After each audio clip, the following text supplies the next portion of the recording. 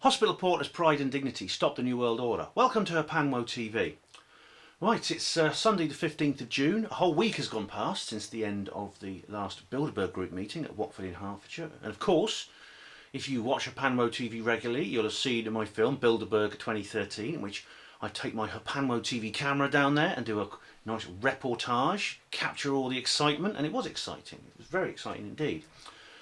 Since then, I've been watching the sort of aftershocks and effects and sort of like developments of the Bilderberg Group meeting in both the alternative media and the mainstream, and just basically keeping an eye on what's happened. And I've written an article called Post Bilderberg, which you'll see in the description box, which is basically centred on that.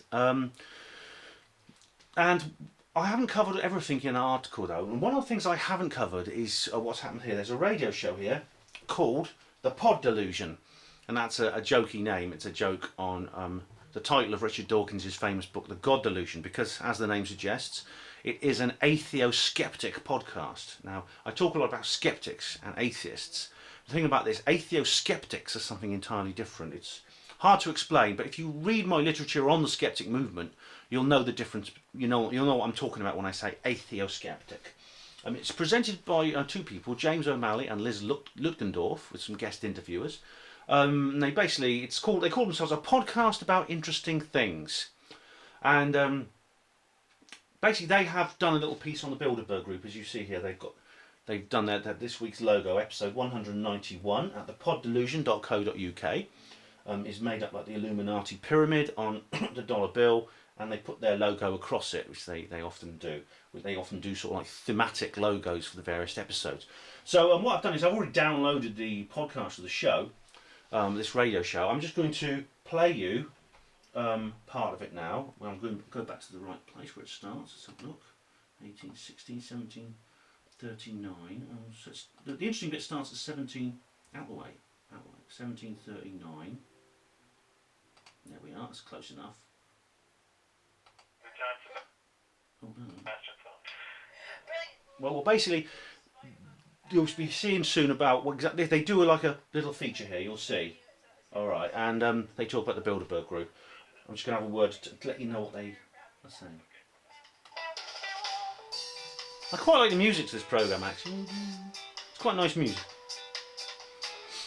Now, as you can't have failed to have noticed, last weekend was the Bilderberg conference, in which some of the world...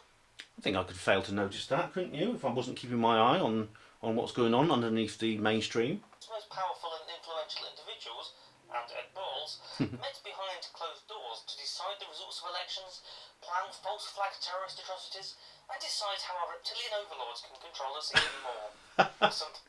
Very funny, James, very funny indeed. Well, you really are a card, I must say. Funnily enough, I know he's taking a piss, but what he said is probably true, Ash. That's probably what they were planning. Like that anyway.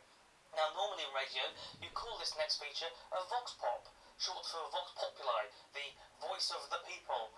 Now, I'm not sure that the voices here are the people, but they're certainly the voices of some people. So now here's a special... That gives you a clue about what's coming, doesn't it? ...by Rob Brotherton and Mike Wood, with some of the... Right, Rob Brotherton. Rob Brotherton is someone who's come up on Panwo before. He's a PhD student and he's at the Anomalist Psychology Research Unit at Goldsmiths College in London. And his tutor and supervisor is none other than Professor Chris French. And I do urge you now to go to the description box and look at the link in there, which is the British Humanist Association's Conspiracy Theory Conference, which I attended. Now, the British Humanist Association has come up on Panwo before. It's an atheo-Skeptic organisation, and I've given them the Materialist Bravery Award. MBA. Remember. But they also did a conspiracy theory conference last year in which they got a lot of sort of people like French to come along and sort of psychologically analyse us, explain why we're all crazy, we'll suffer from paranoid conspiratorial theory disorder or something else like that. Oh, give us some pills. But they decided to turn it into a bit of debate, so they invited Ian R. Crane.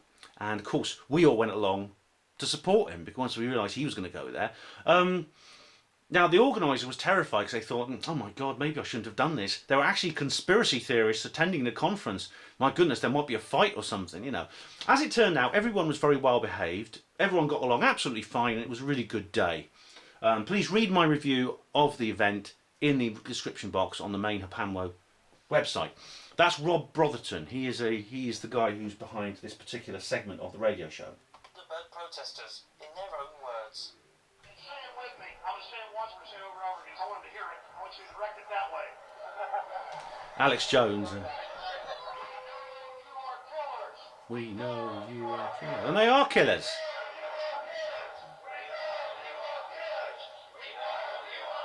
Hope they heard us. Alex Jones, an American radio host and conspiracy enthusiast, is getting a crowd fired up in the English countryside. Yeah. He does get us fired up, but then so does James Randi when he speaks at his conferences. I went to TAM London, which is a skeptic conference, a major skeptic conference in London, where James Randi appeared on stage, and they gave him a bloody 3-minute. Everyone gave him a 3-minute standing ovation. I was just sitting there doing like that for sort of courtesy. And everyone was staring at me as if to say, "Why aren't you standing up?" They absolutely worship this guy. And James Randi is he has a kind of cult following almost. I mean, Jonathan Ross, the TV presenter, he's a big fan of James Randi. So Alex Jones gets us stirred up, James Randi gets him stirred up, and people like him. So I hope he's not going to be a hypocrite and say there's anything unique about what Alex Jones does.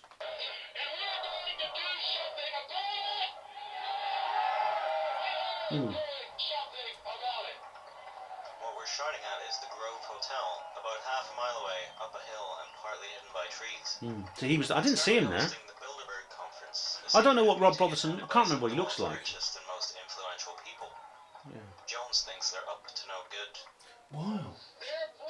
They are, you see. I mean, this is the crazy thing. I mean, the position of radio shows like the Pod Delusion, okay, is that it's basically I think they go along with the idea it's just crazy conspiracy theorists involved with this. Kenneth Clarke was grilled by Michael Meacher in Parliament, which I've already spoken about. I think I put a link in. If you look at the post Bilderberg article I did, there's a link in there where he basically gives Kenneth Clarke a hard time.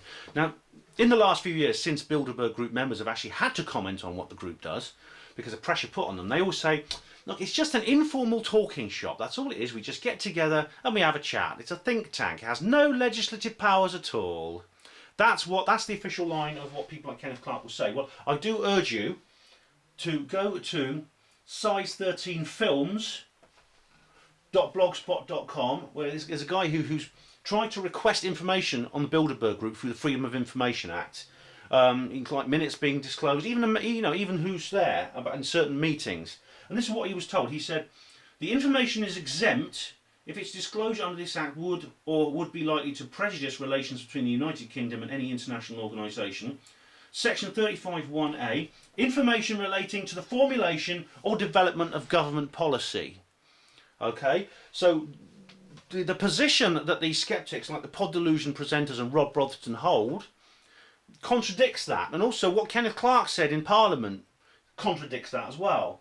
It's not an informal talking shop. It must have legislative powers, and it's. So let me just carry on, because that's the basic factual error they make. But I'll tell you what, it gets worse. That is worldwide poverty and forced population reduction. They want to bankrupt every family in the world except for a few dozen families, so they can. Right, let me just go forward. From a very young age, so Let me just go forward a little bit. I'm looking for an alternative. Live without it and just not. Right. And then one day I just sort of looked around and I was like, 2040. money is just sort of, you feel like you're just sort of slowly dying. Sorry, I'm just going to find the right spot when I start. Really long time, so I was kind of born into it. Yeah, what's happening is now he goes around interviewing some of us, the people who were there. I don't appear in it, but other people do. Young age, obviously, people from Right. in my family have been into this kind of like more mystical, magical kind of tradition, which includes astrology, tarot, the kind of. This is what he's done is he's recording someone talking about mysticism, astrology, tarot. I hope you can hear this. I've got it on full volume, and things like that. Now this again is Rob Brotherton, a skeptic, recording this. Like divination arts is more the word for it. Divination arts. Divination arts. I've been kind of like brought up from around that. Maybe not in the most deep way what I've kind of like got into my knowledge now, but in a very kind of like I've been introduced into that basically from a very young age, so that kind of like took on. So obviously I've got a head start in people, because most people aren't from, unfortunately, that kind of background. Now, I personally, if I met this guy, I take things like divination, astrology, and mysticism very seriously, you know, and I wouldn't take the piss out of this guy if I met him. The point of his, from the point of view of the skeptics, though, they're basically this is taking a piss out of him, and you'll see later on, they're basically interviewing people they can make a joke out of. They don't know it, that kind of stuff. When I got to about early 20s, I got into, well, kind of like some years ago now, I got into the conspiratorial kind of aspect, and I kind of like research into conspiracies myself. So with that and the occult stuff and all this mythological stuff and all this divination arts and all that kind of stuff, that then kind of merged with the conspiratorial stuff. I could kind of like see how things like go together, and kind of like Others, like an artist called Trevor Noisy Parrot Briggs, were dissatisfied with what they felt was a mundane existence and looking for an alternative. I guess I was just kind of pushed, because I was sort of stuck in that, like working a shit job, and you know, like it didn't seem right. It didn't sort of you feel like you're just sort of slowly dying inside. You know what I mean? Yeah. It's just so mundane, and I call it the monotonous consciousness. You know what I mean? Doing the same thing every single day. Well, I know how that feels. And of course, I know people like this, and I take them very seriously, like I said. But the thing is that these people that they're talking to fit into the psychological profiles that Brotherton, French, and the other speakers were talking about at the BHA conference. And then one day I just sort of looked around and I was like, it's money. Yeah. Money is the be-all and end-all of all evil. It's the creator and supposed solver of all the... In other words, he had a spiritual awakening. So He became aware. Rage against money, just trying to live without it and just like not chasing it and started doing what I love. And it led me to things like, you know, the Occupy movement and all these people standing up for what they believe in, and you know, sharing love and peace and sharing information and all these things. And you know, it's led me here today, and it's inspired a lot of my poetry and a lot of my work. Awesome. I meet a born-again Christian. Poetry, see, poetry, and he had a 9-to-5 ordinary job, and he broke away from it and started writing poetry. Now, I really admire people like that. Who turned to religion for similar reasons. Now we had that. There was a Christian guy. Went off into the world for 30 years. There was a Christian guy there. Heavy drinking, binge drinker. I was doing quite well in my career as a graphic designer, and I ended up working in the States for a while. So we have another profile here, someone who's a heavy drinker, someone who's a hedonist, had a drink problem. Again, this is part of the skeptic's profile of the conspiracy theorist. A short while, and all my friends thought, wow, he's doing well.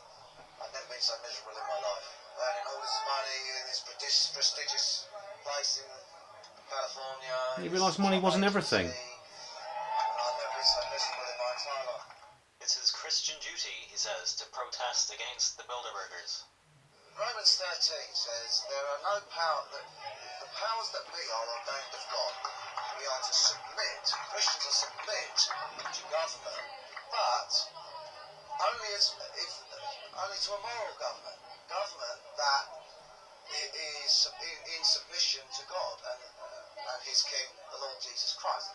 We're to happily submit and pay taxes. We're not revolutionaries and things like that. But if government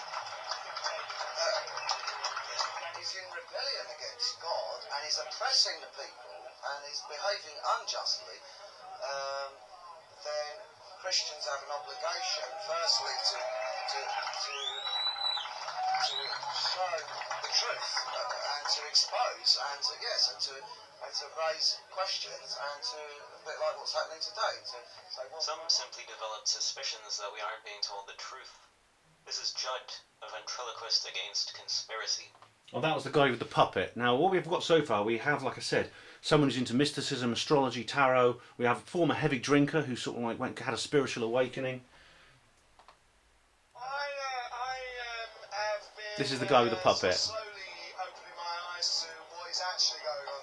He was on the BBC. If you remember, they took the piss out of him on the BBC. There's been a couple of things which I fundamentally disagree with our media.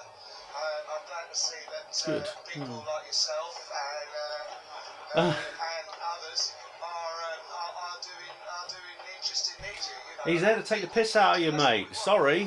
the people are actually taking over the job of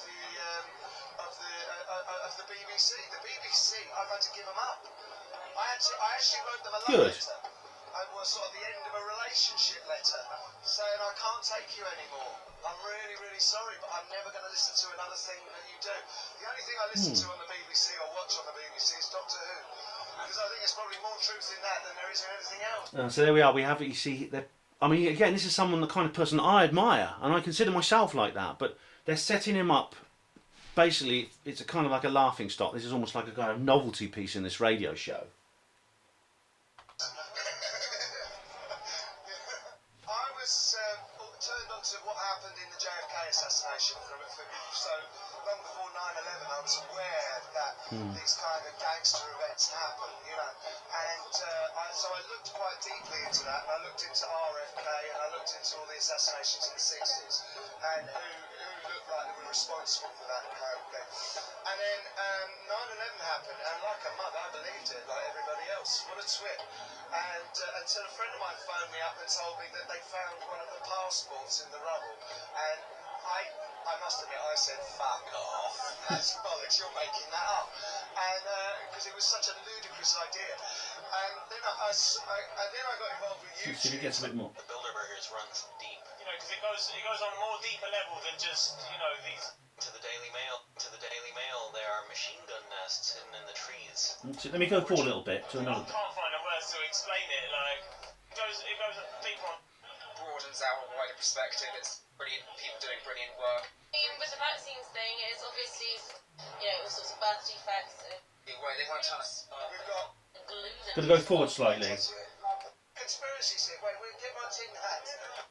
This is Rose, a campaigner against child abuse. Neither cometh to the light is this deed. But I do get glimpses of a darker side. Oh, here we go, right? Using this and telling people. So far we've had sort of like the harmless eccentrics, all right? Now, unfortunately, it takes a more sinister turn.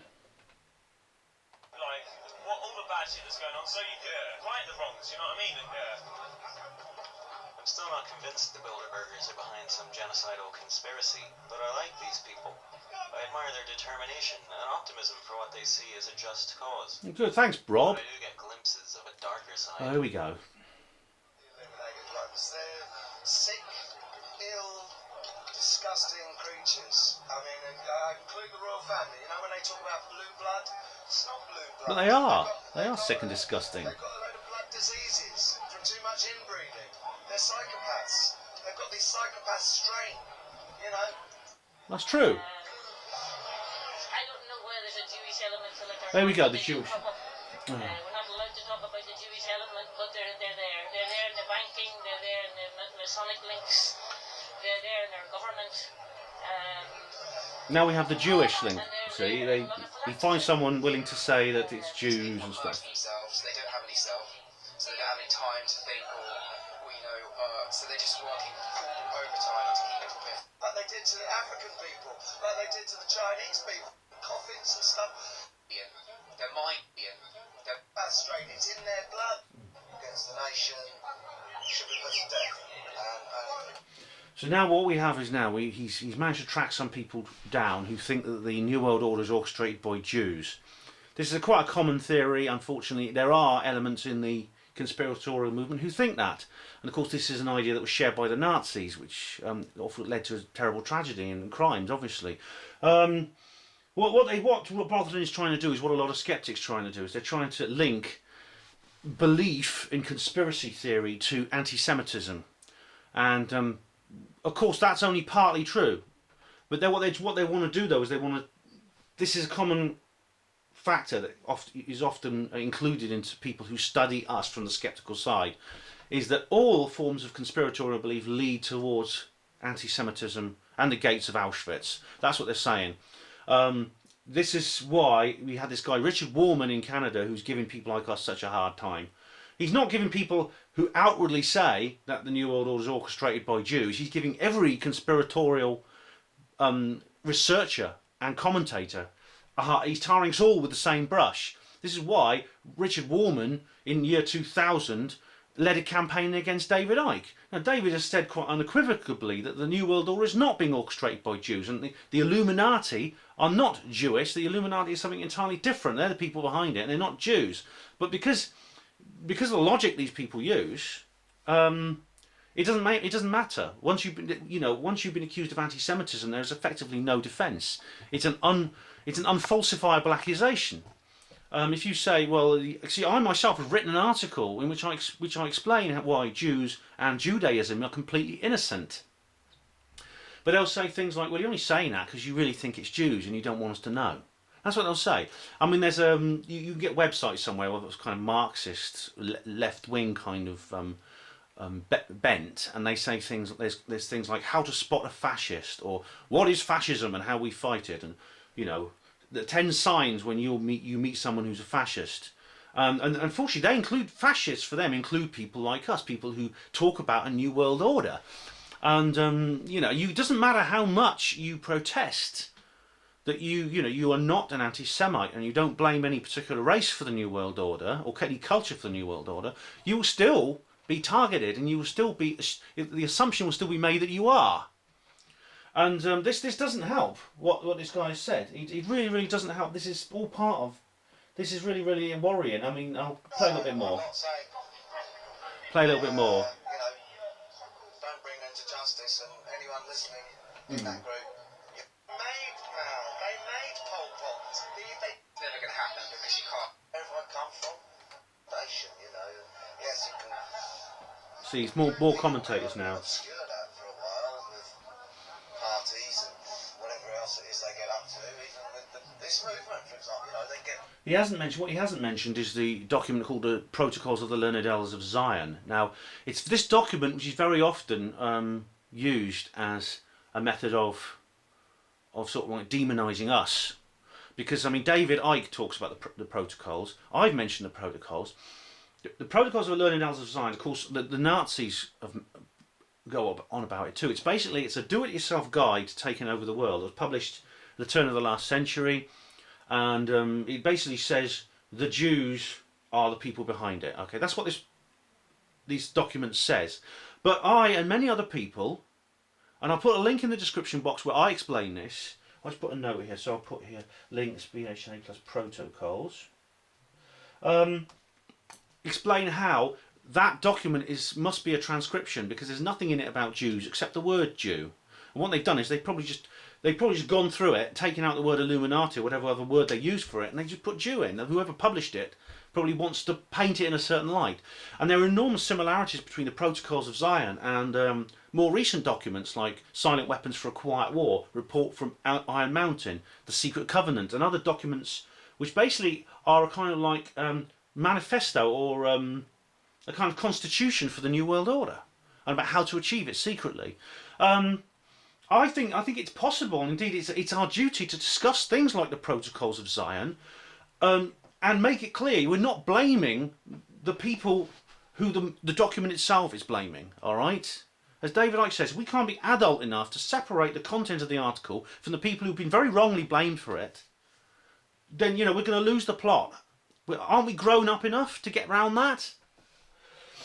So I'll just play the last part of the interview now. Busy with things, they can busy themselves to The whole- hide that, but it's still there underneath the gnawing emptiness, and also the knowledge, the conscience, which is God's alarm system, guilty conscience, having sinned against God, and these things, man will do all kinds of things to suppress these things, and but ultimately, I could no longer suppress those things anymore. Christ being drawn Stuff you can find to salvation. Praise be to God. So it's all, Is this the Christian guy talking again now? I'm a chief of sinners, I deserve hell. And it's over. If you think you can take any more of this Bilderberg stuff, you can find unedited interviews on Rob and Mike's website. You can find links to it on the Pod Delusion website itself at poddelusion.co.uk. Right, that's quite enough of that. Thank you.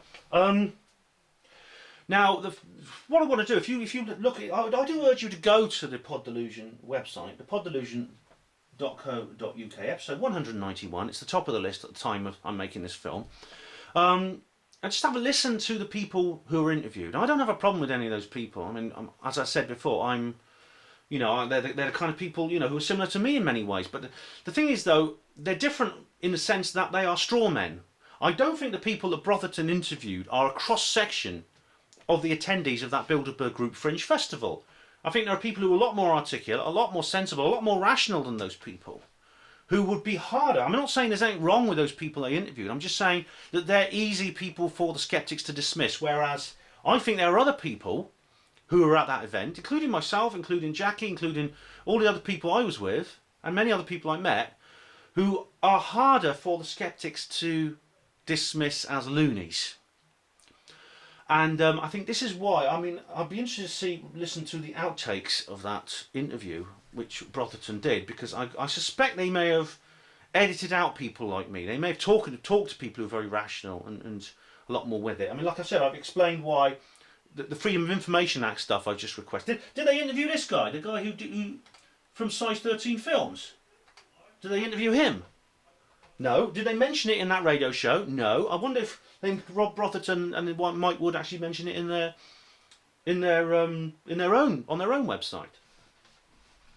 So I'm a bit annoyed about that. I mean, I'm a bit sort of like well, in fact, I'm fucking pissed off with them taking the piss out of us like that. And again, what it does is it's keeping, like the BBC did with Alex Jones when they set him up the way they did, as I explained in the linked article. It's dragging the whole Bilderberg subject away from mainstream politics, and they're trying to keep it in this niche of the nut job, as far as the public see it. That's what they're trying to do. That's the purpose of this programme, as it was the BBC, as the BBC did as well. All right, so that's what I object to. That's what I resent. I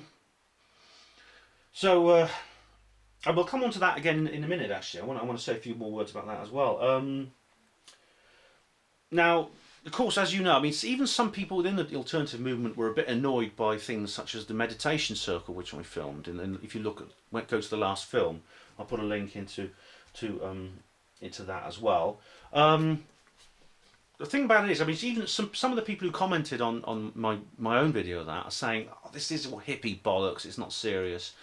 Well, I personally think, and this is why I do respect the people who were interviewed, especially the ones earlier on who were talking about mysticism and tarot and astrology. I think actually, that I talk a lot about politics and practical things and science, but I am essentially a spiritual being. I'm a spiritually aware person as well as a conspiratorially aware person. I do try to bring that into my own work, and the fact of the matter is, I think we've reached a point in this world where, you see, I don't think it's possible to go any further without a spiritual awakening. I don't think permanent and significant worldwide change, a genuine change on a genuine scale, not false change and false revolutions, genuine change, I don't think it's actually possible without a spiritual revolution among the people. I don't think it is. I think it's essential. I think, any kind of political or economic or scientific change, including, you could talk about free energy and build the Bilderberg Group, declassifying UFOs, disclosure, declassifying paranormal stuff, bringing in a fair economy, which is not based on fractional reserve lending, things like that. That is an essential thing. You have to do that, but none of it is possible without a spiritual revolution. I don't think it's possible without a spiritual revolution. So this is why I think that what those meditation circle people were doing was absolutely essential. It was as important as Alex Jones and David Icke speaking on stage. And I took part in that meditation circle. I couldn't stay there for long because I had to leave before the end of it. But I did do some meditation in there, and I make no apologies for that. And I urge other people to do the same. The I Ching, the ancient Chinese book of divination and wisdom, has a chapter called Revolution. And there's a hexagram, which is part of the I Ching system, which is called Revolution. And it says on that page, in that chapter of the book, it says that a genuine revolution must be founded on inner truth. There's a chapter called Revolution, and it says any revolution that is not founded on inner truth will come to grief. And that is actually very, very important. So that's what I had to say about that. Now, going back to the fact that the media at the moment, including the Pod Delusion, unfortunately, so the BBC and the Skeptics are sort of banding together on this. What they're trying to do is both of them, like I said, are trying to maintain this image in the public mind of Bilderberg Group as a subject for conspiracy theorists and not a serious part of politics. So what I did was, of course, this year the Bilderberg Group meeting has coincided with the G8 summit. So I don't have a reflection from the window there. The G8 summit, which is taking place in Northern Ireland at the moment. Now, don't know much of that you can see. I want you to be able to see this as well. Basically, it says marchers protest in Belfast against G8 policies. Now, as I explained in my speech at the Bilderberg Group when I was speaking in the open mic session, why were those people? Because there's massive numbers of people at this G8 protest, far more than I mean, we got 2,000 people to Bilderberg, which was great. The Bilderberg Fringe Festival was massive, 2,000 people packed into that, so it's great. And they were turning people away at the gate. So I'm not dissatisfied with the turn up at Fringe. I was very, very pleased with it. But why are these many, many more thousands of people currently in Belfast?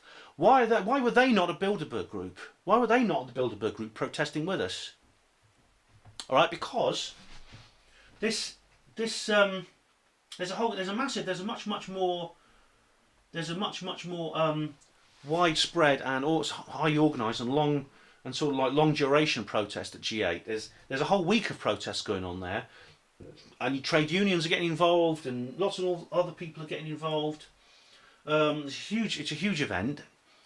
But what they're protesting at is effectively simply that's just the public relations office. G8, they think they're going there because G8 is where the great world leaders meet and make all the decisions. No, they don't. That's the public relations office. The decisions are made at places like Bilderberg. Bilderberg is the head office. Look in the description box. Listen to the speech I made during the open mic session, which was filmed by Badria43, a YouTube friend. They're in the wrong place. So this is very, very interesting. This G8, the G8 has sort of coincided with the Bilderberg Group, because it illustrates this very, very clearly to me. I mean, there was a massive in London. There's been some protests as well. People occupied a house and the police had to break the door down and get them out. Things like that. Unfortunately, Charlie Veitch he's probably involved with these people now, and he wouldn't be at the Bilderberg Group, things like that, because I think conspiracy theorists are the enemy of the resistance, and I'm against them now.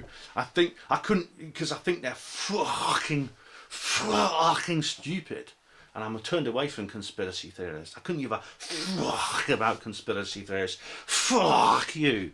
So Charlie Veitch is probably there now, and he didn't turn up at Bilderberg, as I know. So this is the position we're at the moment. So we have made progress. I mean, I don't want to say this is not a doom and gloom video. All right, I think we've made progress. The very fact that Fringe took place and so many people turned up to it is something we should be hopeful at.